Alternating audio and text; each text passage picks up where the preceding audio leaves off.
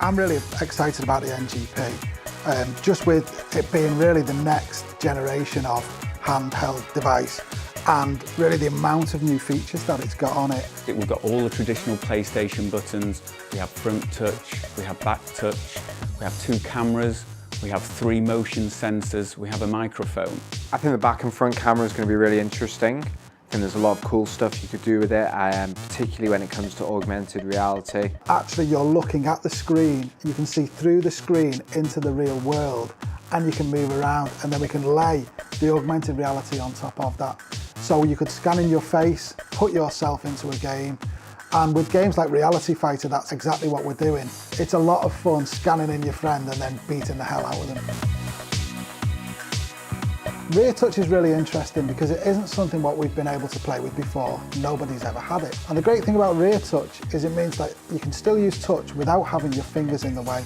The rear touch does catch the eye because it's new and innovative, but we can't forget the twin sticks for the first time on a portable device. You finally feel like you actually got these miniaturized sticks that really work in your hands, and you can play all the first-person shooter games, all the gallery shooter games exactly as they were meant to be played.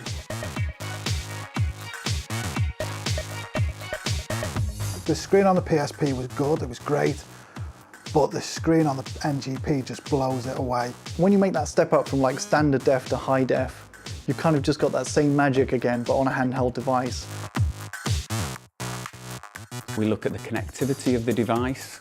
I think that will help broaden the audience, make it a very relevant device for people. And when you layer on top of that some of the bespoke applications, such as Live Area, it really will make it a uniquely connected device for a large array of all gamers. I think Live Area is going to be really cool. It's a place you can go before you boot the game, and you'll be able to see what's been going on, how your friends have been scoring, if you're doing well, what's going on with the game. And you'll see posts about the games, maybe what your friends have done in the game. So it really keeps you updated about everything in the game, and it's going to be standard across all titles.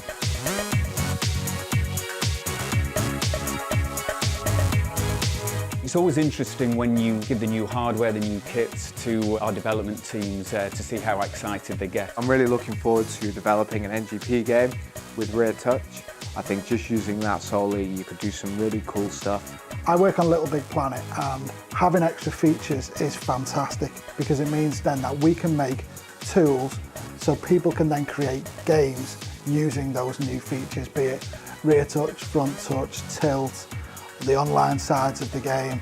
When you think about Little Big Planet, it's the creation that's perhaps one of the most exciting parts. And to have great creation, you need great creation tools.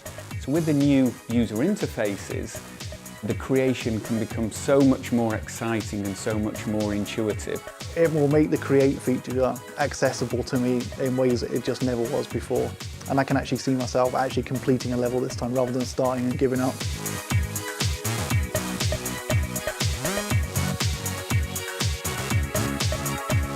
Some of the tech demos I've seen so far lead me to believe that there's a lot of promise there, and there's going to be a lot of great games coming.